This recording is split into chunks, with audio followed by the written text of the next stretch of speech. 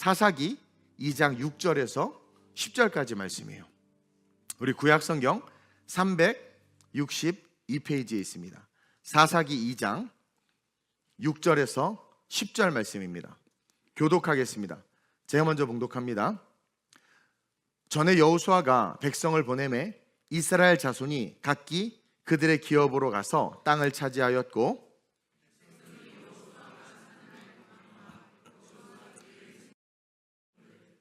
여호와께서 이스라엘 위하여 행하신 모든 큰 일을 본 자들이 사는 날 동안에 여호와를 섬겼더라. 여호와의 종 눈의 아들 여호수아가 110세의 죽음에 우리가 그의 기업 경내 에브라임 산지 가스산 북쪽 딥낫 헤레스에 장사하였고, 함께 그 세대의 사람도 다 그 조상들에게 돌아갔고, 그 후에 일어난 다른 세대는 여호와를 알지 못하며 여호와께서 이스라엘을 위하여 행하신 일도 알지 못하였더라. 뭡니까? 기초가 없어진 거죠. 기초를 잃어버린 겁니다. 그래서 이들은 지금 약속의 땅, 그 약속이 성취된 축복 한복판, 젖과 꿀이 흐르는 가나안 땅, 그 한복판에서 무너지고 있어요. 사사기의 역사는 그 역사예요. 그래서 오늘 설교 제목이 뭡니까? 한번 읽어봅시다. 시작. 축복 속에 무너진 이스라엘. 축복 속에서 무너진 이스라엘. 철야 때도 잠깐 인사를 했지만 일본 선교 정말 여러분들이 기도해 주셔서 아름답게 사역을 마치고 왔어요. 그러면서 제가 새삼 감사한 마음이 한 가지가 들었는데, 내가 만약 일본에서 태어났다면 아마 저 역시도 그런 어떤 애니미즘, 정령신앙을 가지고 저 역시도 열심히 신사를 찾아다니면서, 제가 이제 동영 사진을 좀 찍었는데 그 신사 앞에서 기도하는 법도 다 배우고 왔어. 그걸 내가 왜 배웠지? 하여튼 보고 배웠는데, 신사를 찾아다니면서 그 헛된 귀신들을 섬기는 그런 삶을 열심히 살다가 아마 지옥에 갔을 것 같아요. 근데 오늘 성가대 찬양도 너무 힘차고 또 여러분들과 함께 이렇게 자유롭고 아름답게 예배 드릴 수 있는 이 대한민국, 또 마음껏 예수를 전해도 아무런 장애를, 요즘에 조금 장애가 있나? 어쨌든 그런 이 대한민국에서 태어나 잘할 수 있다는 것이 얼마나 감사한지 일본을 갔다 오면서 새삼 느끼게 됐습니다. 근데 전 대한민국을 너무나도 사랑하는데 지금 제 마음이 상당히 무겁고 우리 모두가 힘든 과정을 겪고 있다고 생각해요. 지금 대한민국은요, 사실 상당한 위기 속에 있습니다. 정부의 기능들이 언론에서 잘 말하지는 않지만 대부분 멈춰졌고, 대한민국의 발전 동력들이 지금 다 침몰하고 있는 상태예요. 여러분들 알다시피 세계 경제는 위축되고 있고 막 관세 전쟁이 벌어지면서 지금 글로벌 마켓이 지금 위기 가운데 있는데, 대한민국은 이런 위기 속에서 아무 대비도 하지 못한 채 무방비 상태로 지금 어떻게 돼요? 식물인간과 같이 숨만 쉬고 있는 상황이에요. 그리고 국제 정세에서 한쪽으로 완전히 사이드로 밀리고 있단 말입니다. 이제는 실리주의, 자국 중심주의의 세계관이 확장되고 있기 때문에 이런 어려움이 있는 대한민국 도와주거나 거들떠보는 나라 별로 없어요. 자민족 중심주의, 이것이 지금 다시 일어나고 있기 때문에 민족 안에서 그 민족들이 스스로 어떻게 각성하고 깨어나야지, 그러지 아니하면 다른 외세에 의해서 열강에 의해서 도움을 받거나 지배당한다? 그거 쉽지 않아요. 러시아와 우크라이나 전쟁만을 봐도 그렇죠. 또 관세 전쟁만을 봐도 그렇죠. 여러 가지 것들. 언론에서 다루지 않아서 그렇지 금액으로 따졌을 때 지금 대한민국은 수조, 수십조, 수백조의 피해를 보고 있다고 이야기를 해요. 어제 말씀을 준비하기 전에 대한민국을 위해서 기도하는데, 하나님께서 저에게 오늘 본문 이 사사기 2장 말씀을 생각나게 하시면서 왜 이스라엘이 가나안 정복이라는 하나님의 약속의 성취이자 축복의 자리에서 무너지게 됐는지 아니라고 묻는 것처럼 제 안에서 이렇게 묵상을 하게 하셨어요. 그리고 이를 통해서 이 대한민국이 얼마나 큰 축복을 받은 나라였는데 지금 이렇게 되었는지 돌아보라고, 목사로서 돌아보라고, 그리고 그 가운데 하나님의 뜻을 깨닫고 걸어가라는 그런 도전을 주셨습니다. 여러분, 이스라엘은요 축복 한 복판에서 무너졌어요. 애굽에서 노예 생활을 하다가 그들이 광야로 할렐루야 하면서 나갔지만 광야에서 그들은 비참하고 괴로운 삶을 살았습니다. 레위 지파에서 동족이 살해당하는 것을 눈으로 보아야 했고, 땅이 갈라지고 뱀에게 물리며 수많은 열강들을 상대로 전쟁을 치러야 됐고, 늘 배고픔과 목마름에 허덕여야 됐단 말이에요. 어쨌든 그 길을 걷다가 당대의 모든 열강들이 탐내던 그 가나안 땅, 7족속, 기골이 장대한 족속들이 있는 그 땅을 차지하게 됐어요. 이건 기적이죠. 사실 언약의 성취죠. 그래서 그 축복의 땅에서 그 위대한 하나님과의 그 약속의 성취 속에서, 그 업적 속에서 멋지게 삶을 살아야 되는데, 그 가나안 땅을 찾아서 들어갔는데 어떻게 됐습니까? 그 가나안 땅에서, 약속의 땅에서, 축복의 땅에서, 남들이 탐내는 그 땅 한복판에서 다시 종살이를 하는, 자기가 쫓아내고 지배했던, 그리고 물리쳤던 민족 위에서 재지배를 당하는, 이런 어처구니 없는 역사의 반복을 기록하고 있는 게 사사기예요. 그래서 꽤 많은 장절을 우리에게 활용해서 보여주고 있다는 거죠. 즉 축복의 땅에서 그 놀라운 하나님의 역사를 이루었음에도 다시 종살이를 하는 불행한 민족이 됐단 말이에요. 그 핵심 이유가 뭡니까? 바로 믿음의 다음 세대를 키우지 못했기 때문이라는 거예요. 첫째로 지금 우리의 가장 시급한 과제는 믿음의 다음 세대를 키우는 겁니다. 한번 읽어볼까요? 시작. 네. 10절에 이스라엘이 자기들이 정복한 땅에서 그 축복 속에서 무너진 가장 핵심적인 내용이 말씀에 기록되어 있어요. 10절 한번 읽어보겠습니다. 시작. 그 세대의 사람도 다 그 조상들에게로 돌아갔고, 그 후에 일어난 다른 세대는, 이게 다음 세대죠. 그 후에 일어난 다른 세대는 계속 여호와를 알지 못하며 여호와께서 이스라엘을 위하여 행하신 일도 알지 못하였더라. 여러분, 이 말씀은 충격입니다. 이스라엘은 교육이 강한 나라고, 토라, 하나님의 말씀을 외워서 달달달달 외워서 익히게 하는 민족입니다. 그들은 선민의식, 하나님의 민족이라는 독특한 선민의식을 가지고 살아가는 지구에서 유일한 민족이었어요. 그러면 그 선민의식을 가지고 토라를 달달 외우면서 살아야 됐던 이스라엘 백성들의 자녀들이 지금 뭘 모른다는 거예요? 여호와를 모른다는 거예요. 이게 말이 됩니까? 그리고 이스라엘, 자기의 민족의 역사를 모르는 거예요. 이스라엘을 위해서 하나님께서 어떤 일을 행했는지 알지 못한다는 거죠. 충격이에요, 사실은. 그 세대의 사람들이 다 조상에게 돌아갔죠. 누구를 말하냐면 여호수아와 갈렙을 말합니다.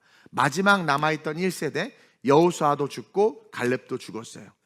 그리고 여호와께서 이스라엘에게 행하셨던 모든 일을 본 그 아버지의 세대, 그들이 다 죽은 겁니다.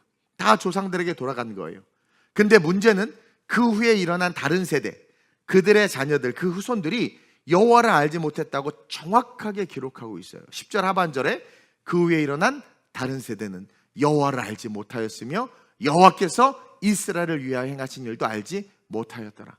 우리 대한민국 아이들 한국 역사 물어보면 잘 모르더라고. 어떻게 모를 수 있을까요, 여러분? 특히 토라를 외우게 하고 선민의식을 가진, 하나님의 백성, 민족이라는 의식을 가진 이스라엘이 어떻게 여호와를 모를 수 있을까요? 가르치지 않았다는 거죠. 가르침이 느슨해졌다는 거죠. 그리고 또 왜 이들이 모를까? 가르쳐도 이들 스스로가 배우려고 하지 않았기 때문이라는 거예요.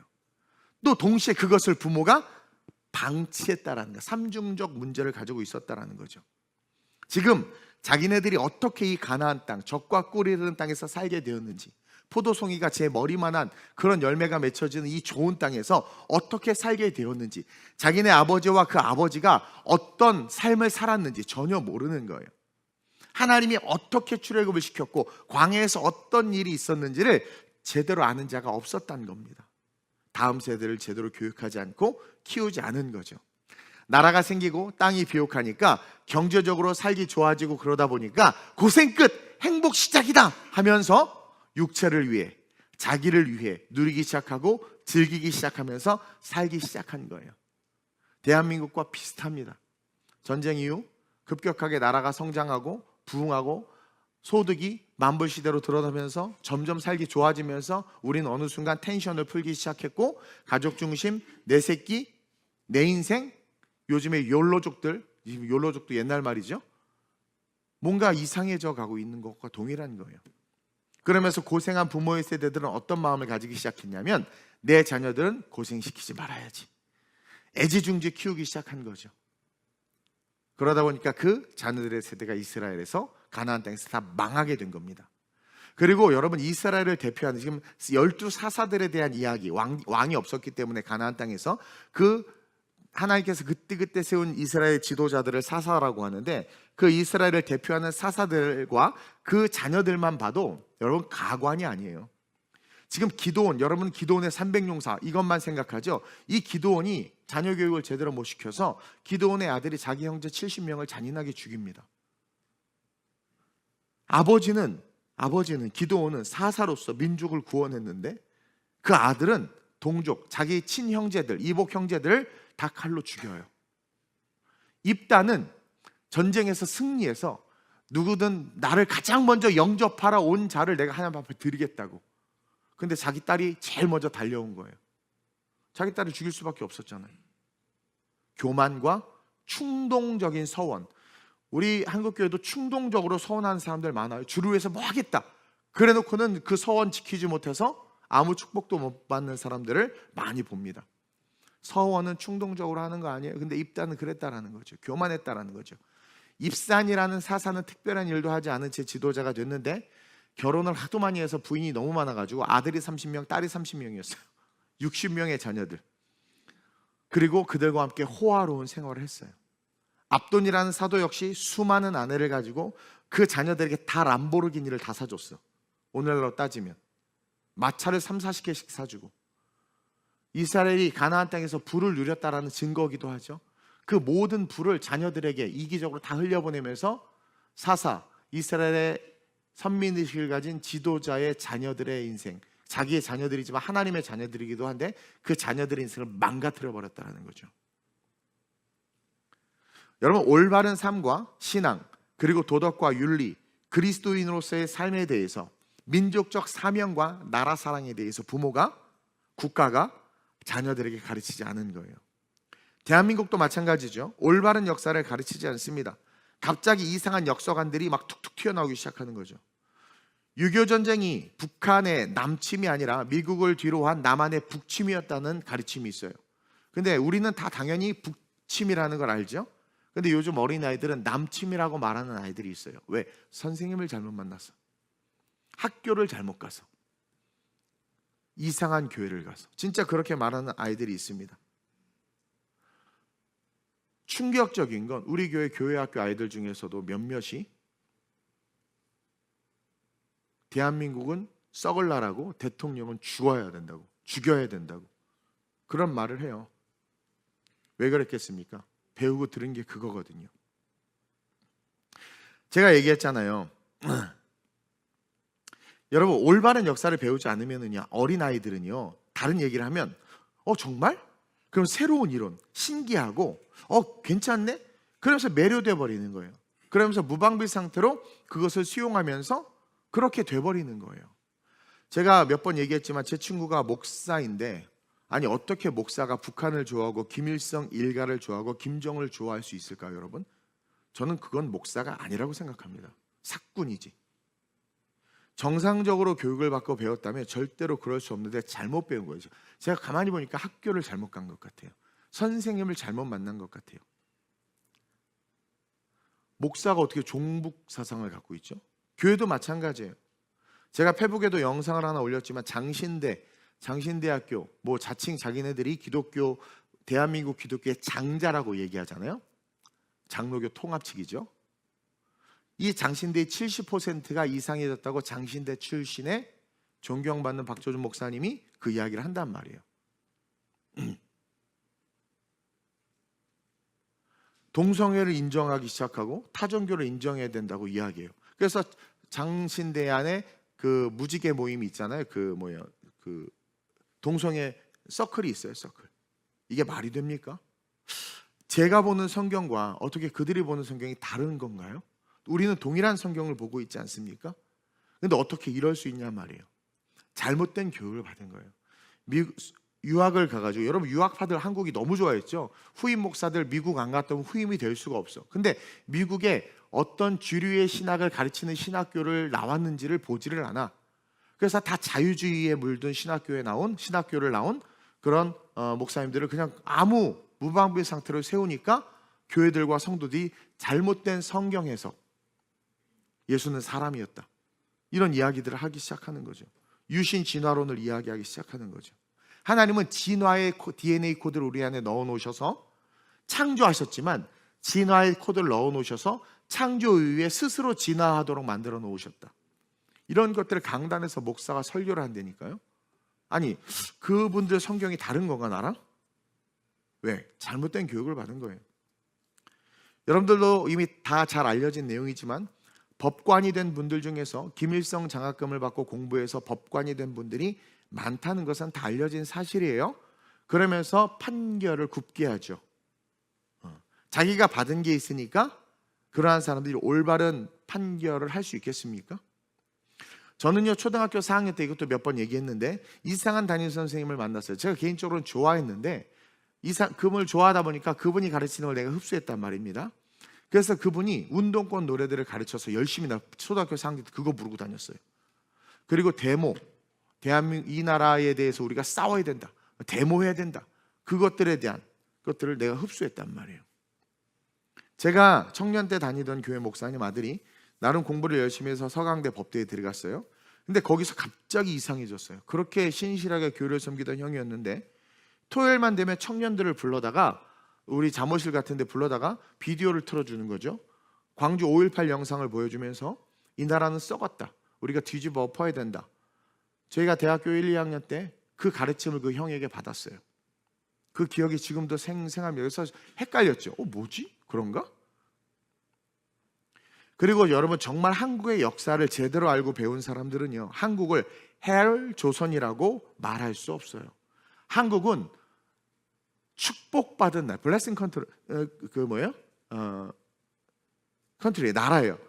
축복받은 나라의 한국은요, 북의 남침으로 공산화가 될 수도 있었고, 6.25 전쟁 이후에 거지의 나라가 그냥 네팔처럼 거지의 나라가 될 수 있었는데, 지금 경제 대국으로 일어설 수 있는 건 축복이에요. 그러니까 한국은 축복의 나라인데, 어느 순간 헬조선이라는 말들이 나오기 시작한 거죠. 역사를 모르는 사람들이 이야기하기 시작하는 거예요. 2010년부터 시작된 말이죠. 그리고 2014년에 이게 폭발적으로 유행하기 시작합니다. 그러면서 동시에 금수저라는 말이 같이 유행이 돼요. 계층, 그리고 넘어설 수 없는 어떤 사다리, 그러면서 대한민국에 대한 불신과 그런 어떤 기득권 세력들에 대한 저항의 마음들이 막 올라와요. 저는 이건 우연이 아니라고 생각을 합니다. 어쨌든 그런 갈등들이 시작되기 시작했죠. 2010년을 시작으로 해서 그런 이상한 말들이 돌기 시작하면서, 죽고 싶다, 한국을 떠나고 싶다. 애들이, 초등학생들이 헬조선이야, 한국을 떠나고 싶어, 나 외국에서 살고 싶어. 모르는 거예요. 그런 말들이 막 들리기 시작하는 거죠. 어느 순간 대한민국은요, 먹고 살기 좋아지면서부터 올바른 자녀 교육의 길을 잃어버리고 오직 출세, 성공만을 위한 교육으로 교육의 길이 바뀌면서 진보 교육이 좋은 것으로 여겨지기 시작했어요. 아이들의 인권이 교권보다 중요하다는 것에 다 동의하기 시작했습니다. 그러면서 학생 인권 조례를 만들고 아이들의 인권을 강화시켰어요. 그러나 우리가 다 알듯이 지금 그 쓴 열매를 우리 모두가 먹고 있단 말이죠. 학교가 엉망이 됐어요. 교사가 아이들을 제대로 훈육할 수 없고 가르칠 수 없는 거예요. 누군가가 나라를 망치고 있는 거죠. 또 지나친 자녀 사랑과 부모의 그 잘남, 우리는 왕의 피가 흐르는 가문인데 감히 내 아이를 때려? 뭐해? 이런 부모의 잘남과 교만이 결국 지금 작금에 이 대한민국의 갈등과 분열의 원인을 만들지는 않았는가, 우리는 돌아보고 회개해야 될 줄로 믿습니다. 이스라엘은 자녀 교육에 실패하면서 자신들이 정복한 땅에서 다시 정복을 당하는 어처구니 없는 노예 생활을 하는 거예요. 정복한 땅에 들어가서 자기네들이 정복한 민족인데 그들에게 재정복을 당하는 거죠. 이게 계속 반복돼요. 사사기 내내. 얼마나 비참합니까? 그 다음 세대들이 여호와를 알고 하나님이 하신 일들을 알았다면, 하나님을 경외했다면 받은 축복이 더 큰 축복이 되었을 텐데 결국 그들은 축복의 땅에서 저주를 받는 신세가 돼요. 음지의 어둠에 있던 아이를 하나님께서 건져내셔서 축복해 주셔서 잘 되게 하셨어요. 이 아이가 계속해서 하나님을 경외하면서 걸어갔으면 더 잘 됐을 텐데 잘된 시점에서 은혜를 까먹어 버리고 주일 예배를 경히 여기고 하나님을 경히 여기고 물질관에 있어서 하나님 중심의 물질관을 잃어버리고 세상으로 다시 나가니까 어떻게 돼요? 다시 어려워지는 거예요. 그래서 제가 초반에 기초를 바로 세워야 안 흔들린다고 했잖아요. 끝까지 하나님을 신뢰하고 경외했다면 시련이 있을 수 있고 풍랑이 일 수는 있지만 그 풍랑을 딛고 일어나 더 성장했을 텐데 왜 우리는 이렇게 어리석은 삶을 반복하는지 모르겠습니다. 지금 대한민국이 딱 그런 모습인 것 같아요. 여러분 얼마나 우리가 축복받았어요. 근데 도처에 무너지는 소리가 들리고 있잖아요. 그래서 우리 교회는요, 분명한 역사관과 기독교 정신으로 무장한 다음 세대의 지도자를 세우기 위해서 사단법인을 만들었고 그것을 통해서 그 다음 세대를 키우는 사역에 제 후반부 주님 오시기 전까지의 사역에 올인하려고 해요. 선교도 많이 위임하고 이제 EMTS는 우리 중고등부 아이들을 데리고 가려고 해요. 아이들 짐 싸는 것부터 시작해서 아침에 일어나는 거, 혼자 청소하고 씻는 거, 너네들이 태어난 대한민국이 어떤 나라인지, 하나님이 어떤 분인지, 그리고 하나님이 세계 역사 속에서 어떻게 역사했는지를 내가 직접 데리고 다니면서 교육을 좀 시켜야 되겠다. 오늘 사단법인 글로벌 미니스트리 임원들이 모입니다. 2시에 모여서 이분들에게 제가 과제를 줄 건데 그 과제를 통해서 이제 진짜 MOU를 맺기 위해서 제가 다닐 거예요. 그래서 우리 아이들이 글로벌 리더로 기독교 크리스찬이티를 가진 올바른 세계관, 세계 역사와 대한민국의 역사관, 기독교 지식을 가진 그런 리더로 키우려고 해요. 한 사람이 천을 이루고 약한 자가 강국을 이룬다고 했습니다. 우리 교회에서 단 한 명이라도 제대로 키운 지도자 하나만 딱 쓰면 하나님 그 사람을 통해서 놀라운 역사를 이룰 수 있고 의인 10명만 있어도 소돔과 고모라를 기경할 수 있었기 때문에 하나님이 의인 10명을 찾으셨는데 없었기 때문에 망한 거거든요. 우리가 그 10명만 키워도 하나님이 대한민국을 완전히 뒤바꿀 수 있다고 저는 믿어요. 그래서 여러분들은 이 TGC가 저 글로벌 처치가 다음 세대의 글로벌 리더를 키우는 교회 그 사역을 감당을 할 수 있도록 각자의 자리에서 기도해 주시길 주님의 이름으로 축원드립니다. 우리는 분명한 그런 다음 세대의 지도자를 키울 거예요. 그러면서 동시에 둘째로 한번 읽어볼까요? 시작. 봅시다. 사실 이스라엘의 다음 세대들이 가나안 땅에서 다시 종살이를 하게 된 것은 부모의 세대가 하나님의 말씀에 순종하지 않는 것이 사실은 원인이죠. 순종하지 않아서 아이들을 가르치지 않았고 그 아이들이 하나님을 경외하지 않고 세상 문화와 세속에 빠지고 이방인과 혼인하고 온갖 물질과 쾌락의 세상의 자유주의 속에 이렇게 합류하고 동화되면서 자기 자식들이 노예가 되는 것을 부모가 허락한 거죠. 하나님은 이스라엘 부모 세대들에게 가나안에 들어가면 모든 족속을 진멸하라고 하셨습니다. 이유가 없어요. 다 진멸하라고 했어요. 하나님의 분명하고도 단호한 말씀이었어요. 근데 부모 세대들이 그 말씀에 순종하지 않아서 가나안 족속들이 여기저기서 민족들이 남아있게 됐어요. 그게 시가 된 거예요. 저주의 시가. 그리고 그들과 함께 살기 시작하게 한 거죠. 그 자녀들이. 그러니까 내 자녀들이 하나님이 진멸하라고 말한 그 어둠의 백성들과 함께 살도록 해버린 거예요. 부모가. 그래서 결국 부모가 자녀들에게 고통을 준 거죠. 우리가 다가올 세대에 우리의 자녀들에게 고통의 상황과 환경을 만들어주지 않기 위해서는 반드시 부모가 순종하는 신앙의 삶을 세워가야 돼요. 신명기 7장 2절에 보면 시작. 내 하나님 여호와께서 그들을 내게 넘겨 내게 치게 하시리니 그때에 너는 그들을 진멸할 것이라. 그들과 어떤 언약도 하지 말 것이. 근데 언약했어요. 그들을 불쌍히 여기지도 말 것이며 그들이 막 속이고 멀리서 온 것처럼 해서 막 썩은 빵 넣고 도와주세요 이렇게 했더니 불쌍히 여겨서 그들과 언약을 하고 그들을 타협했단 말이에요. 분명히 하나님이 진멸하고 불쌍히 여기지도 말고 그들과 어떤 언약도 하지 말라고 했는데 그 부모 세대들이 가나안 족속과 언약을 맺고 타협하고 가나안 족속을 노예로 삼고 싶어서, 지들이 노예 생활을 해봤거든. 이제 좀 편하게 살고 싶으니까 노예를 삼고 싶어서 부분적으로만 말씀에 순종한 거예요. 여러분, 부분적 순종은 순종이 아니에요. 그냥 불순종입니다. 부분적으로만 순종한 거예요.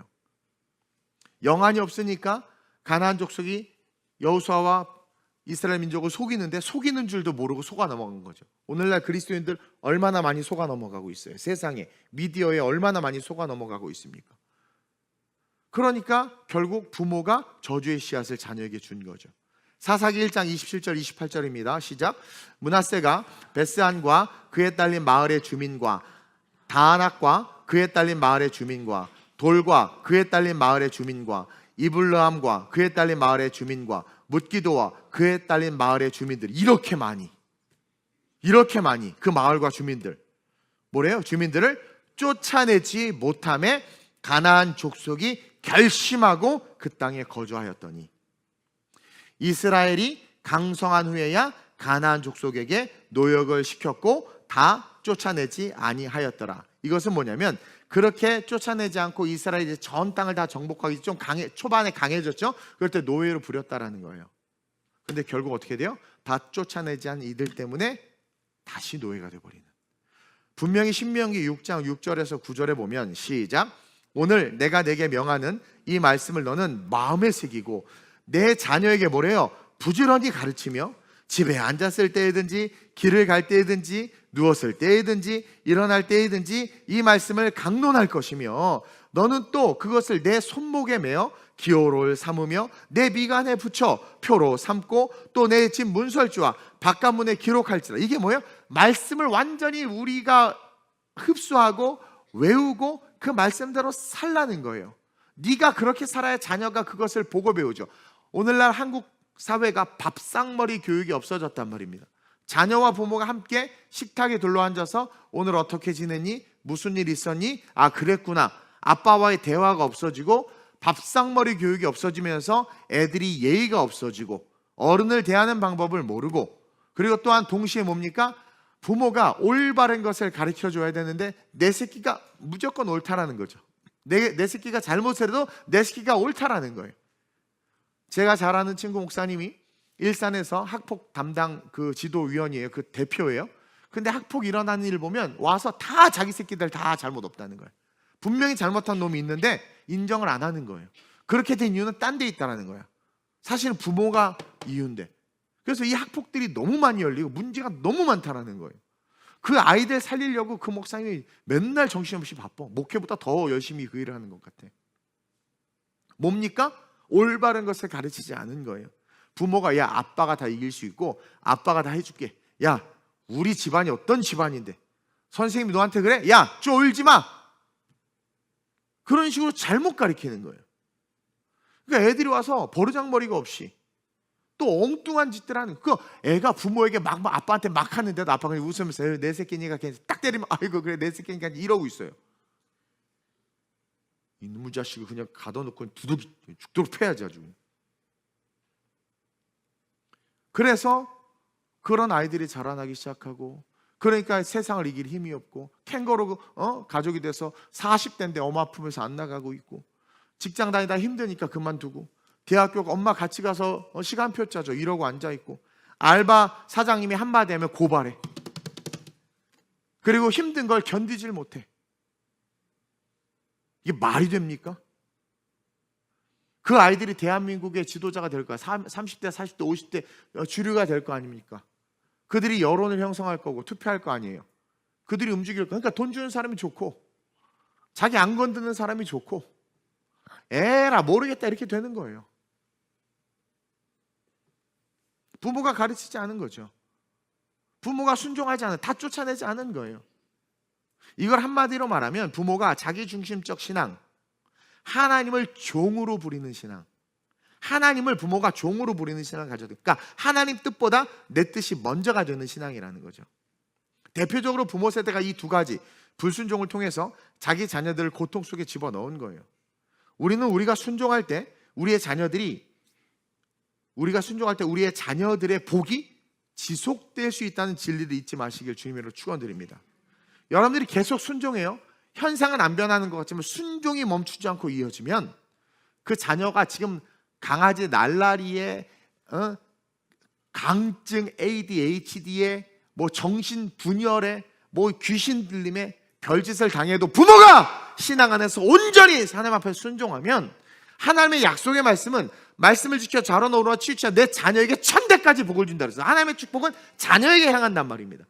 그러니까 자녀가 잘못된 건 부모의 문제고, 부모가 올바로 하나님 앞에 순종하는 삶의 훈련이 돼서 순종하면 여러분들은 최고의 유산을 자녀에게 물려주는 거예요. 그러나 지금 여러분들이 불순종의 삶으로 내 자녀에게 신앙을 가르치면서 불순종의 삶으로 걸어가면 결국 내 자녀가 힘들고 괴롭게 싸워야 되는 전쟁과 어둠과 흑암의 씨들을 무방비 상태로 그들에게 뿌려놓고 여러분들 죽는 거죠. 그래서 여러분들에게 부탁드리는 것은 부모인 여러분, 우리가, 저도 마찬가지고 다시 한번 순종하는 훈련을 해야 된다. 하나님의 말씀을 부분적으로 지키는 것은 그냥 불순종입니다. 오죽하면 복종하라고 했습니까? 근데 여러분, 하나님의 말씀에 순종하는 게 가만히 생각해 보니까 쉬워. 주일날 예배 오는 거 미칠 것 같아요? 안식을 그렇게 지키라고 하잖아. 뭐 11조는 조금 힘들 수 있어요. 그건 신앙이 되면 자연스러워져요. 하나님의 몸된 교회를 세워가는 게 왜 힘들지? 어떤 직인과 직분의 봉사를 감당하는 게 왜 힘들까? 그러니까 Y라는 것에 여러분들 스스로 한번 직면해 보세요. 자기 중심 신앙이 있어서 그런 거예요. 자기 중심 신앙. 자기 중심 신앙. 하나님 중심이면 운전하고 봉사하는 게 기쁜데요, 나 중심이 되면 난 진짜 언제까지 운전해야 되지, 목사가? 이런 생각이 들어요. 하나님 중심이 되면 내가 뛰어야지. 그게 기뻐요. 자기 중심이 되면 내가 지금 권사인데, 내 안수 집사인데. 안수 집사는 교회에 문제가 생겨하면 당장 달려서 교회를 세워가야 되는 기름 부음 받은 하나님의 사람인데, 안수 집사들이 예배를 안 지켜요. 11조를 못해요. 권사들이 교회를 사랑하지 않고 교회를 섬기려고 하지 않아. 나 힘들어요, 괴로워요. 그러니 한국 교회들이 온전히 쓰겠습니까?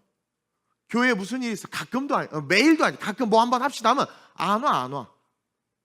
하나님이 없는 거야. 하나님 중심의 신앙이 아닌 거예요. 그 자녀들이 잘 될 것 같습니까? 천만의 말씀입니다. 부모가 신앙의 기초를 바로 세우지 아니하면 자녀들은 부모가 세운 어설픈 기초에서 자라나요. 왜? 부모의 교육, 부모의 그 모든 것을 답습하거든요. 근데 거기에 거짓 선지자나 세상의 어떤 거짓 선생이 붙어요. 잘못된 지식과 정보를 줍니다. 그냥 무너져 버리는 거예요. 그러나 부모가 순종하면 하나님 지키세요. 그건 분명히 신명기에 약속도 있어요. 따라서 우리는, 부모들은 순종한 훈련을 해야 돼요. 순종한 훈련을 해야 돼요. 내가 어떻게 은혜를 받았고 내가 어떤 은혜 가운데 있었는지를 기억해야 된단 말입니다. 죽었다 살아난 그 은혜를 새까맣게 까먹고, 병들어 죽을 수밖에 없는 나를 살리신 그 은혜를 새까맣게 까먹고, 내 마음, 내 감정이 주인이 돼서 살아가니까 당장은 좋은 것 같아. 당장은 시원해. 근데 결국 그게 누구예요? 자기라는 우상 숭배를 하는 거기 때문에 그 끝이 좋지 않아요. 제가 많은 분들 예전에 상담할 때 많이 들었어요. 좋을 때 그때 더 열심히 했어야 되는데, 이래야 되는데 그때 순종 못해서 지금 이렇게 된 것 같아요. 내 자녀들 지금 교회 안 나가요. 목사님 제발 기도 좀 해주세요. 알고 보니까 원인은 부모에게 있어. 어렸을 때 그걸 방임하고 방치한 거죠. 여러분, 저는요, 이 대한민국의 기초를 다시 세우고 싶고 그 사역에 올인하고 싶은데, 그러기 위해서 다음 세대를 키워야 되는데, 이 다음 세대를 키우기 위해서 가장 강력하게 영향력을 행사하는 게 부모인데, 그 부모가 하나님 앞에 순종하지 않으면 아무리 여기에 걸음을 주고 물을 부어도 자라지 않아요. 그래서 부탁드리는 거예요. 여러분들 순종의 훈련하시길 주님의 이름으로 축원드립니다. 그 불순종이 사사기에서 이스라엘 자기의 자녀들이 그 어둠 속에 들어가게 만든 이유가 되기 때문에, 내가 순종하면 어떻게 돼요? 내 자녀의 복을 내가 쌓는 것이다. 그것이 지속되게 하는 것이다. 이걸 잊지 마시길 축원드립니다. 그러면서 마지막으로 시작. 확고한 리더십과 지도력을 가져야 합니다. 여러분, 그렇게 자녀들을 대하면서 동시에 여러분들 스스로가 사회에서, 세상에서 확고한 리더십과 지도력을 가져야 돼요. 가나안에서 다음 세대 이스라엘 백성들이 고난을 당하고 노예가 된 것은 바로 신앙 안에서 확고한 리더십을 가진 사람이 없었기 때문이라는 거예요. 자, 가정의 영역, 인디비주얼한 영역에 대해서 이야기했어요. 이제는 어떤 공동체, 사회라는 영역에서 이야기하는 겁니다. 다시 말하면 아무리 다음 세대가 하나님을 모르고 여호와를 알지 못하고 행하신 일을 몰라도 그 중심 가운데 몇몇이라도, 정말 몇몇이라도 강력한 리더십과 지도력을 가지고 있었다면 이렇게까지는 되지 않았을 거야. 그러니까 하나님이 어떻게 하셨어요? 강력한 리더십과 지도력을 가질 수 있도록 하나님이 한 사람 한 사람에게 성령을 주셔서 그때그때마다 지도자를 세운 거야. 근데 기드온이 딱 일어나니까 순간 승리, 그렇죠? 삼손이 딱 일어나니까 순간 승리, 그렇죠? 이렇게 사사들이 일어나니까 그냥 그 한 사람 때문에 전체 이스라엘이 확 귀합해가지고 확 승리한단 말입니다. 이제 이 대한민국이라는 사회에서 살아가는 저와 여러분들, 특별히 기독교인으로서 세상 한복판에서 여러분들 확고한 리더십과 지도력을 가지시고 그것을 드러내시길 주님의 이름으로 부탁드려요. 모세나 여호수아 같은 강력한 영적 지도자가 이제 수명이 다해서 죽었어요. 사라졌어요. 문제는 이들이 다음 지도자를 키우지 못한 것도 문제지만, 만약에 이들의 10분의 1이라도 그런 리더십과 지도력을 가진 자가 있었다면 이런 순환은 겪지 않았을 거라는 거죠. 그런 지도자가 있을 때 하나님에 대한 가르침과 경외심이 유지됐겠죠. 또 말씀에 순종하며 도전하는 삶이 유지될 수 있는 그 한 사람 때문에.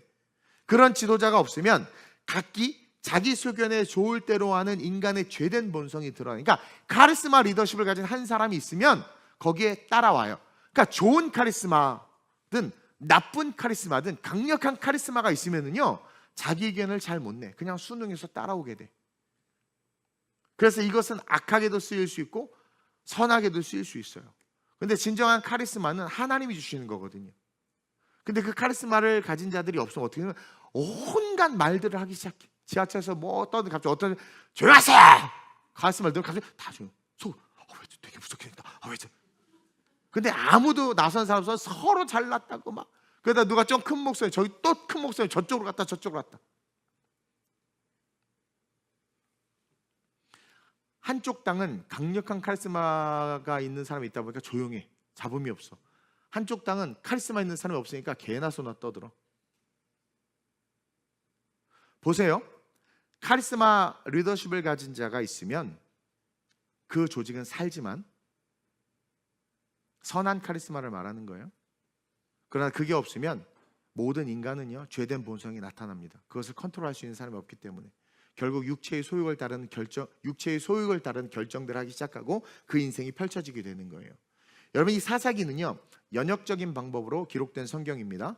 그래서 사사기 21장까지 한 장 한 장을 기술하면서 결론으로 도달하는 거예요. 그리고 궁극적으로 사사시대가 이렇게 엉망이 된 이유는 사사기 맨 마지막 21장에서 이것 때문이다!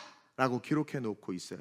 즉, 이 이유 때문에 가나안에 들어간 이스라엘 백성들이 강아지 고생을 하고 축복의 땅에서 축복은커녕 고난을 받게 됐다라고 우리에게 가르쳐주고 있어요. 그게 사사기 21장 마지막 절 25절이에요. 읽어볼까요? 시작. 그때에 이스라엘의 왕이 없으므로 사람이 각기 자기의 소견에 옳은 대로 행하였더라. 리더십, 강력한 지도력을 가진 카리스마 리더십, 하나님의 은혜 가운데 있는 지도자가 없었기 때문에 모세와 여호수아와 갈렙이 소천한 후에 그 리더십을 가진 자가 없었기 때문에 어떤 일이 일어난 거예요? 각기 자기 소견에 옳은 대로 행하는 거예요. 미안하지만 교회는 목사의 강력한 카리스마와 리더십이 있어야 됩니다. 그리고 그것은 분명한 말씀에 기초해야 됩니다.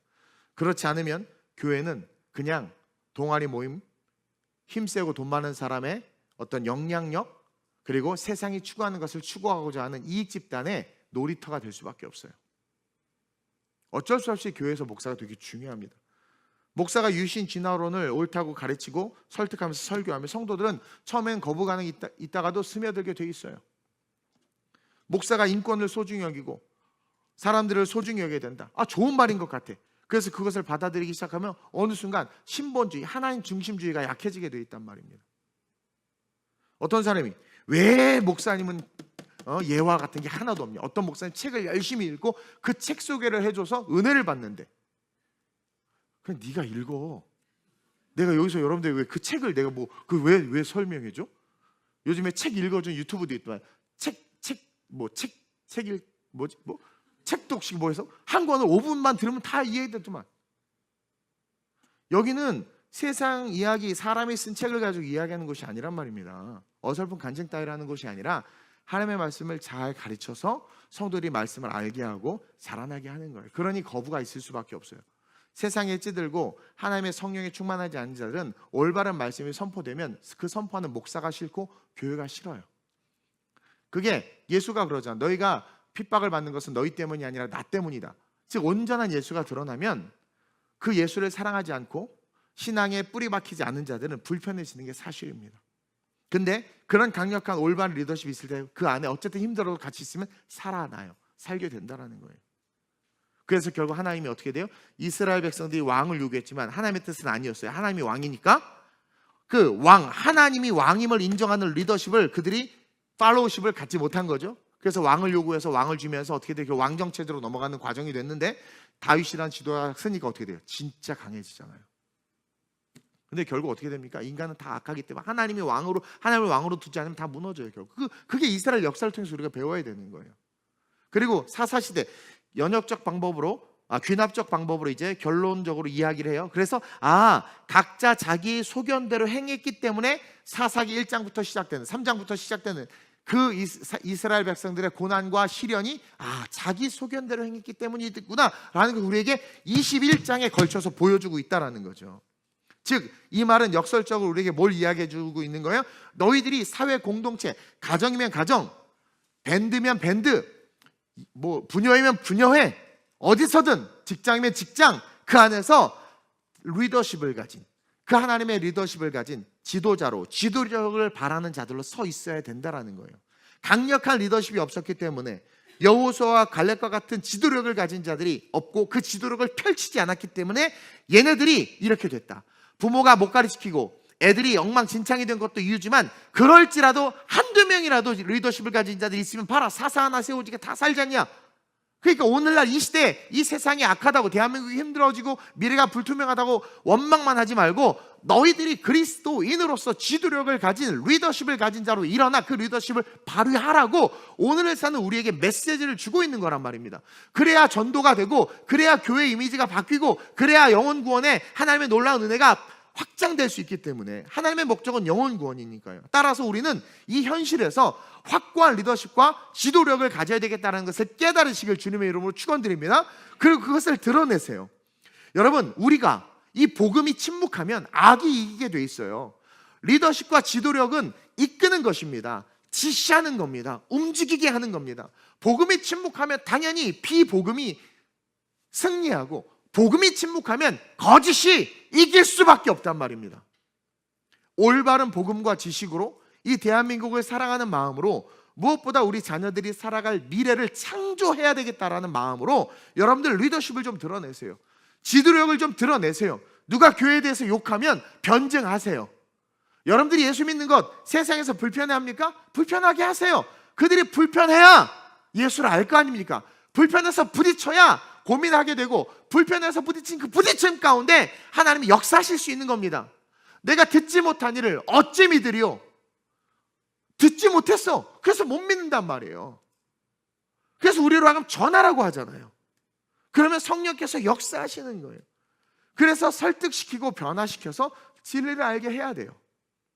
왜 진화론이 틀렸고, 왜 동성애가 잘못됐고, 지금 이 법들이 왜 문제이고, 이 대한민국이 어떤 방향으로 가야 되고, 이 대한민국이 어떻게 세워졌는지 이상해요. 왜 갑자기 광복에 대해서 연도가 바뀌는 이야기들이 나오고, 왜 계층적 구조의 갈등을 일으키는 금수저라는 용어가 확산되기 시작하고, 왜 헬지옥이라는 말들이 막 본물처럼 터져 나오고, 왜 북침이 아니라 남침이라는 말들이 나오고, 그게 비록 지금 주류는 아니지만 이게 우리가 무방비 상태로 지도력을 드러내지 않으면 주류가 될 수 있어요. 8월 15일이 8.15가 뭐냐고 물어보니까 콜라라는 말을 하는 이 어처구니 없는 세대가 있었단 말입니다. 아이들이 무력하게 집에 앉아있을 때 그게 왜 잘못된지를 가르치는 지도력을 발휘하는 부모가 없으니까 애들이 40대 50대가 돼도 아무것도 못하고 방콕하고 있는 거예요. 왜 게임을 하지 말아야 되는지에 대해서 강력한 리더십과 지도력을 발휘하지 않으니까 애들이 개판이 되는 겁니다. 애들이 원하는 거 다 들어줘. 내가 너무 힘들었으니까 내 새끼 원하는 거 다 들어줄게. 그래서 결론이 애가 망가진 거 아닙니까? 두들겨 패서라도 바로 잡아야죠. 쩔쩔매는 부모가 그게 부모입니까? 그러니까 올바른 지도력과 리더십을 가지고 가정에서부터 시작해서 내 삶의 영역에서 내가 그 지도력을 발휘하지 않으면 마귀에게 잠식당하고 사탄의 밥이 돼버리고 세상의 공정 권세자와 어둠의 권력자들에게 종노릇하게 되는 거예요. 종이 돼버리는, 지배자가 돼버리는 겁니다. 지금 한국은행에서 무슨 전자화폐를 뭐 이렇게 시범적으로 시도한다고 하는데 그런 거 반대해야 돼요. 지금 중국 위챗하고 똑같은 짓을 하고 있는 거 아닙니까?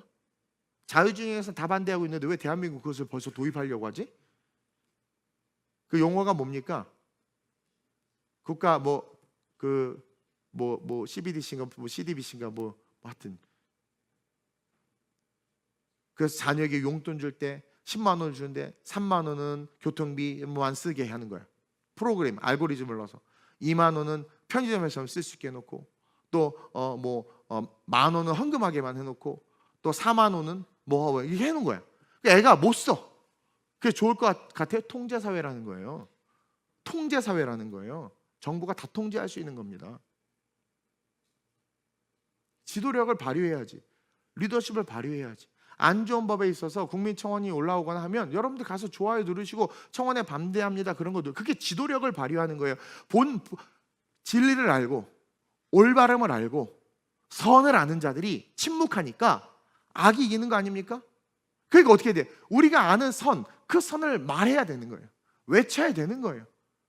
괜히 이것도 무슨 동성애 그 차별금지법 반대합니다 눌렀다가 나 무슨 페널티 당하는 거 아니야? 뭘 쫄아요? 뭘 쫄아? 페널티 안 당해요. 누구한테 또 속았어요? 그거 당당하게 올리고 서명하고. 중국 애들은 막 단체로 막 프로그램 돌려서 올리잖아요, 막. 그러니까 세상을 선도하라고 하나님께서 교회를 세상 한복판에 두셨거든요. 안 그러면 산속에 절처럼 그렇게 가야지. 근데 절도 지금 기어 나오더만 돈 벌려고 세상으로. 절이 강남 한복판에 있어. 지리산 산속에 있어야지. 속세를 잊었다며 속세 안에 들어와서 살아. 스님이 벤츠 타고 다니고 BMW 타고 다니고 내리면서 머쓱해가지고 이러면 내려. 옷이라도 갈아입고 다니던가 그러면.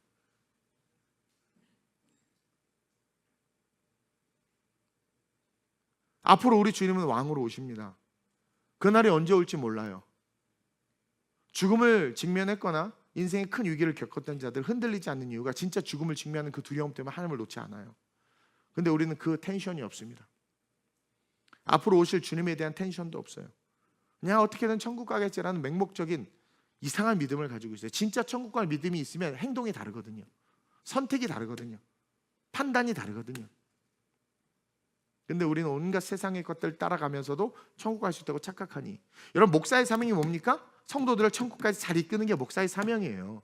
그러니까 쓴소리도 하고 말씀에 맞춰서 올바른 이야기도 해야 돼요. 여러분 반드시 왕으로 오실 그 주님 앞에서 준비되어 있어야 됩니다. 그러기 위해선 저와 여러분들이 올바른 리더십과 지도력을 가지고 서 있어야 돼요. 그렇게 살다가 1000년 동안 주님과 함께 이 땅에서 살다가 그리고 영원한 천국에 가기 위해서 반드시 가르치고 지키게 하는 삶을 나부터 살고 내 자녀에게 가르치고, 세상에서 아파트 동호회에서 내가 무슨 뭐 때문에 아파트 어디에 가입되어 있는데 거기 글들이 막 올라. 근데 뭔가 이상해서 내가 한마디 했어요. 그러니까 조용해. 왜 거기서 이상한 여론을 조장하는 거야? 그러니까 나는 이 아줌마들의 속성이 너무 특이해. 아줌마들, 나 이 맘카페가 그렇게 무서운 줄 몰랐어. 그래서 중국에서 그 맘카페를 잡았던 거예요. 다 돈 주고. 근데 한마디 하니까 갑자기 조용해지는 거죠. 우리 안에는 선한 양심이 있거든요. 리더십과 지도력이 있어야 돼요. 그 김강범 집사님을 해서 몇몇 분들은 저랑 처음 이제 이렇게 선교여행도 가고 했는데, 저를 가까이서 안 보는 분들은 저를 되게 무섭게 알고 까르스막게 하는데, 가까이서 보니까 완전 허다인 거죠. 웃고 혼자 떠들고 춤추고, 그때 이 빠레가 혼자 길거리에서 막 이러고 있고. 그러나 목사님들도, 같은 목사님들도 저를 어려워하는 이유가, 봐도 이렇게 타협을 좀 안 하게 생겼나 보죠. 올백을 하세요. 그럼 강해집니다. 올백을 하면 이게 벌써 까리스마가 있어요. 예. 제가 다니는 미용실 원장님이 좀 이렇게 해보라고, 이렇게 해서 이렇게 해보라고. 그래서 한번 했는데 내가 거울을 못 보겠어. 안쓰러웠나 봐. 내가 맨날 똑같이, 자기도 미안했나 봐. 돈 받으면서 똑같이, 걔는 하는 게 없죠. 똑같이 그냥 하니까. 세상이 여러분들 어렵게 여기게 해야 됩니다. 여러분들이 거기 딱 있을 때 악한 자들이 좀 불편해지게 만들어야 돼요. 여러분 침묵하지 마세요. 외치고 말하고 가르치고 전파하십시오. 분명히 말합니다. 성경을 기준으로. 분명히 말합니다. 성경을 기준으로. 옳고 그름에 대해서 삶으로 보여주세요. 그럴 때 우리에게 주신 축복은 더 큰 축복으로, 앞으로의 미래는 환란인데 그 환란 가운데 피할 처소로, 그리고 마지막 날 주님 오셨을 때 올라가는 구원의 은혜로 반드시 실제가 될 겁니다. 여러분들 자녀들의 미래 여러분들이 못 지킵니다. 그러나 여러분들이 순종하고 여러분들이 올바른 지도력으로 이 사회의 구성원으로 서 있을 때 여러분들의 자녀에게 정말 큰 축복을 주고 있는 거예요. 다른 건 몰라도 내 새끼, 그 신앙 안에서 자는 내 자녀들은 그 어두운 세상을 뚫고 갈 힘과 능력을 키우게 해주는 거란 말입니다. 성령님이 갑자기 포도주 틀에서 일하는 기도원을 잡고 갑자기 입다를 세우고 사사들 막 세워요. 순간 잡히니까 어떻게 돼요? 평범한 그들의 인생이 비범한 인생으로 바뀌죠. 그들의 삶이 어떻게 됩니까? 민족을 구원하는 삶이 돼요. 이것은 오늘날 우리의 삶의 지금의 현실의 원칙으로 우리가 적용해 보면, 교회 안에서 우리가 그렇게 귀하게 자란 아이들, 아름답게 자란 아이들 성령께서 잡으셔서 그와 같이 쓰신다라는 거예요. 내가 누구를 보내며 누가 우리를 위하여 갈고, 찾으시는 하나님의 눈에 들 수밖에 없어요. 내가 너를 안다. 예수님이 그러잖아요. 네가 나무에서 책 읽는 거 내가 봤다. 나다나엘, 내 마음에 간사한 것이었구나. 어찌 나를 아십니까? 아신단 말이에요. 신앙을 지키는 부모 밑에서 자란 아이들 상급 다 주십니다. 저도 그 복을 받은 사람이에요.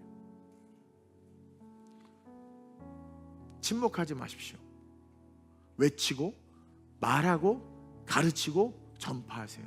성경을 기준으로. 성경을 기준으로. 여러분, 정치도 성향이 바뀌고요, 사람도 다 바뀝니다. 왜 바뀌는 것에 목숨 겁니까? 성경을 기준으로. 축복 속에서 무너진 이스라엘을 반면교사 삼아 어떻게 해야 돼요? 이 대한민국의 축복이 지속될 수 있도록. 그 대한민국이 복 받는 게 우리가 복 받는 거예요. 우리가 잘 되는 거죠. 이 대한민국의 축복이 지속되고, 이 대한민국이 축복받은 교회의 부흥과 우리 성도들의 그 축복, 이것이 지속되고, 결국 마지막 때 주님 오시기 전까지 그 하나님의 사명, 하늘의 상급을 쌓을 수 있는 그 하나님의 사명을 가장 잘 지키는 나라로 이 나라가 세워질 수 있도록 기도해 주시길 주님으로 축원드립니다. 그래서 전 내일 천보산 가는데 그 기도원이 뭐 좀 막 이렇게 막 쫙 이러는가 봐요. 가서 지성으로 그냥 설교를 할 생각. 빨리 오면 그냥 잘린 줄 알고 그렇게 여러분 기도해 주시면 좋을 것 같아요. 대한민국을 사랑하시길 바랍니다. 그리고 축복이 축복될 수 있도록 그렇게 헌신했으면 좋겠습니다. 제가 오늘 아침에 교회를 오면서 내 안에 성령께서 이 찬양을 이렇게 고백하고자 하는 마음을 주셨어요. 한번 같이 한번 고백하고 기도 한번 했으면 좋겠습니다.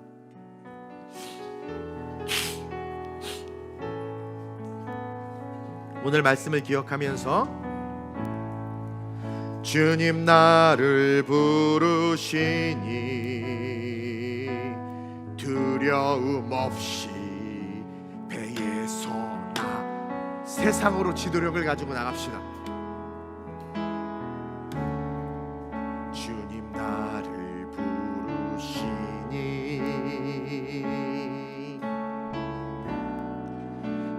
주님 내게 오라시니. 주님 보고 계시기에,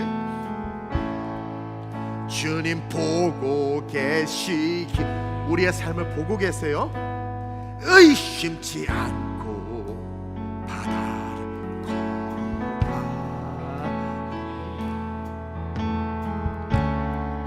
주님 보고 계시기에, 주님 여기 계시기에, 주님 여기 계시기에, 이 깊은 바다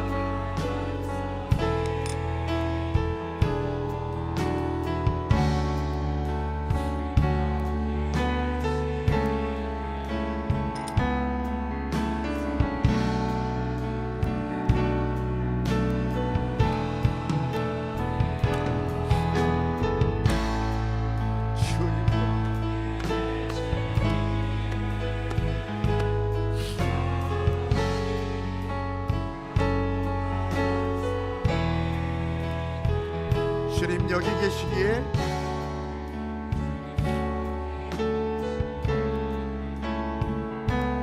반석 위를 내 주님 여기 계시기에, 주님 여기 계시,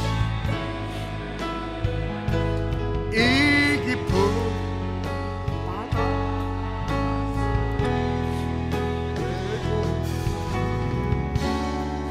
주님 여기 계시기에, 반석 위를 내가 걸어가리라. 주님 여기 계시기에, 적어진 파도가 반석이 되고, 주님 여기 계시기에, 내가. 우리 한번 기도합시다. 축복 속에 무너진 이스라엘을 반면교사 삼아 이 대한민국 가운데, 하나님 내가 내 자녀를 잘 양육하겠습니다. 잘 교육하겠습니다. 신앙 안에서 아름답게 키우고 온전한 신앙의 유전을 통해 하나님의 축복이 축복으로 이어질 수 있도록 하나님 그들을 가르치겠습니다. 내가 순종하겠습니다. 하나님, 부모가 순종하지 않아서 가나안 족속들을 남겨놓았고, 부모가 순종하지 않고 부모의 개인적인 욕심, 그들을 노예로 부리고자 하는 인간적인 욕망 때문에 내 자녀들을 종살이하게 만들었습니다. 축복 속에 저주를 받게 했습니다. 내가 순종하는 삶을 살게 하여 주옵소서. 동시에 하나님, 복음이 침묵하면 거짓과 악이 승리합니다. 복음이 침묵하지 않도록 내가 지도력을 발휘하게 하시고, 리더십을 가지고 내가 서 있는 삶의 자리에서 말하고 외치게 하여 주옵소서. 교회가 욕을 먹고 예수가 멸시당한 이 시대 속에서 온갖 미디어들이 교회의 안 좋은 면을 들춰내며 OTT 서비스를 보면 온갖 교회에 대한 부정적인 것들이 가득한데, 그러한 세상 한복판에서 그것이 옳지 않다고, 그것이 어떤 의도로 그렇게 하는지, 또 이 땅 가운데 교회가 하나님께서 은혜가 얼마나 큰지, 복음이 무엇이고 예수가 어떤 것인지 삶으로 증명하며 우리의 입을 열어 외치는 자들로 지도력과 영향력을 발휘하는 리더십을 드러낼 수 있는 내가 될 수 있게 해달라고, 이 세 가지를 놓고 대한민국을 위해서, 우리의 미래를 위해서, 천국을 바라보며 주님을 세 번 부르갑심으로 전심으로 기도합니다. 주여, 주여, 주여. 성령이 함께하소서. 성령이.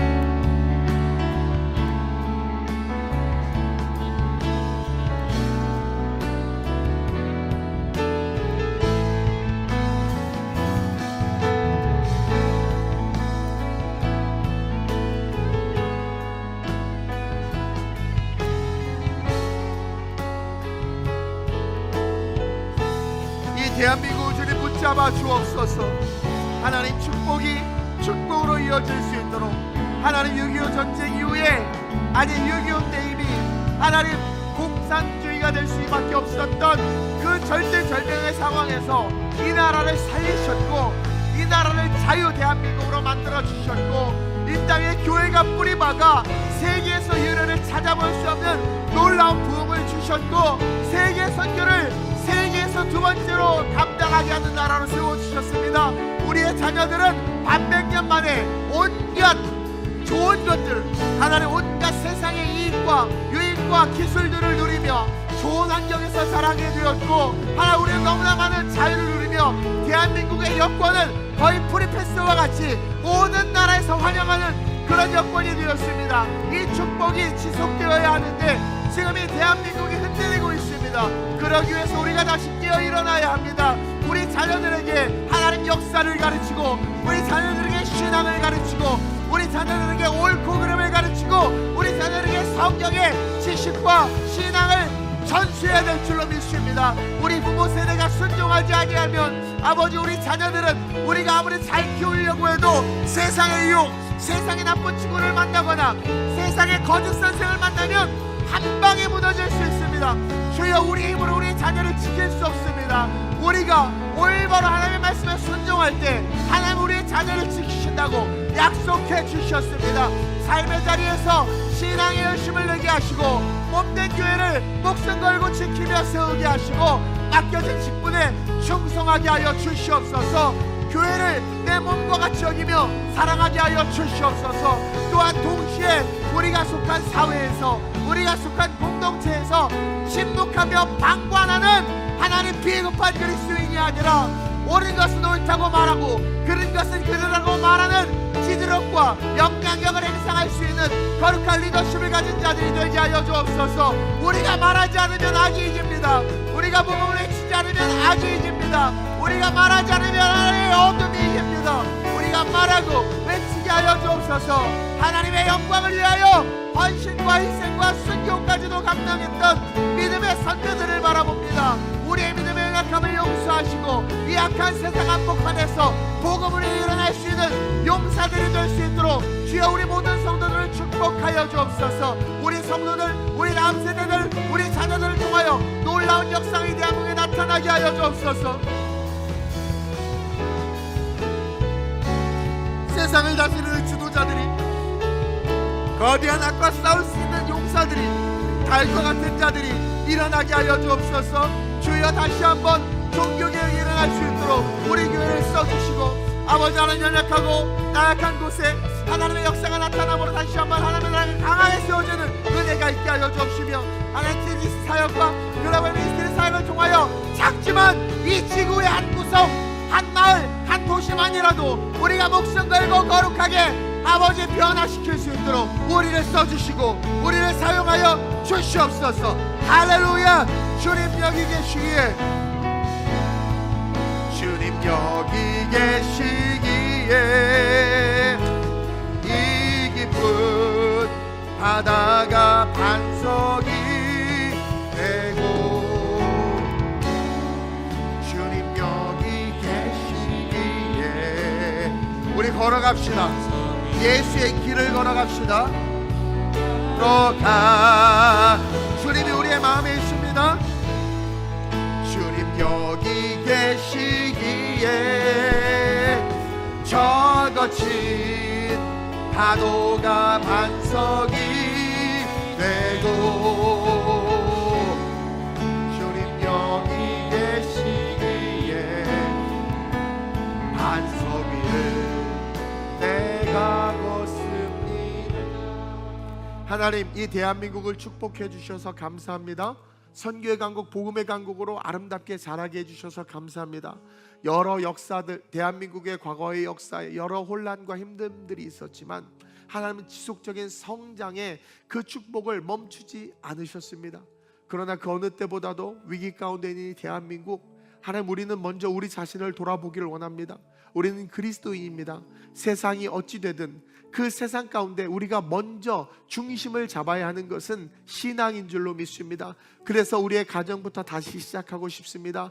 축복이 축복으로 이어지고 대한민국이 대한민국으로 이어질 수 있도록 하나님 우리 자녀들에게 신앙 교육하게 하여 주옵소서. 올바른 역사 교육하게 하시고 올바른 가르침, 밥상머리 교육과 예의와 하나님 세상 사람들이 부러워할 만큼의 인격과 하나님 지식과 신앙과 성숙을 갖춘 아이들로 우리가 그들을 양육할 수 있도록, 우리 교회가 그들을 글로벌 리더로 키울 수 있도록 주님 축복하시고, 우리 사람업이 글로벌 미니스트리를 사용하시고 우리 성도들을 사용해 주옵소서. 부모가 올바로 서지 아니하면, 부모가 자녀들을 올바로 가르치지 아니하면, 부모가 하나님 앞에 순종하지 아니하면 부모가 자녀들을 망치는 겁니다. 부모가 자녀들을 망치는 겁니다. 돈 많이 벌어서 자녀 좋은 대학 보내겠다고 부부가 열심으로 애 혼자 두고 맞벌이 하다 와보니 애는 나쁜 친구들을 사귀고 엉망진창이 되어 있는 그 모습, 다 커서 돌이키려고 하니 돌이킬 수 없는 그 연약함, 그러한 일 겪지 않도록 주님, 우리 부모가 하나님께서 뭘 요구하시고 뭘 원하시는지를 기억하며 순종하게 하시고, 부모의 순종은 천대까지 이르는 자녀의 축복임을 잊지 않게 하시며, 신명기에 기록된 말씀을 붙잡고 기도하여 순종하여 축복을 유산으로 물려주는 부모 되게 하여 주옵소서. 기성세대가 세상에서 영향력을 행사해야 합니다. 아무리 우리 안에 선이 있고 정의가 있고 복음이 있고 올바름이 있어도 말하지 않으면 거짓이 이기고 악이 이깁니다. 하나님 홍보를 잘하면 물건이 엉망이어도 그 물건이 좋게 보입니다. 하나님, 거짓이 난무하는 이 세상 한복판에서 우리가 침묵했던 것을 회개합니다. 옳은 것은 옳고 그른 것은 그르다라고 말하게 하시고, 우리의 기준은 철저하게 성경이 되게 하시며, 강력한 지도력과 리더십을 가지고 세상 가운데 교회를 변증하고 예수를 변증하여 교회와 예수를 하나님 정죄하고 욕하는 그들로 하여금 복음이 들려질 수 있도록 말하는 우리가 되게 하여 주옵소서. 침묵하는 우리 때문에 악이 이기고 있는 이 어처구니 없는 상황에서 다시 한번 거룩하게 일어나 복음과 진리와 올바름을 외치는 자들로, 하나님께서 이 대한민국이 온전한 하나님의 축복의 나라로, 선교의 강국이요 복음의 강국으로 영원까지 이어질 수 있도록, 재림의 주님을 기쁨으로 맞이하는 나라 될 수 있도록 주님 축복하시고, 우리 교회를 통해서 그 축복과 영광이 하나님 나타날 수 있도록 성령이여 우리 성도들과 우리 다음 세대들을 사용해 주옵소서. 축복이 축복으로 이어지게 하실 하나님을 찬양하며 좋으신 예수님의 이름으로 감사하며 기도드립니다. 아멘, 아멘.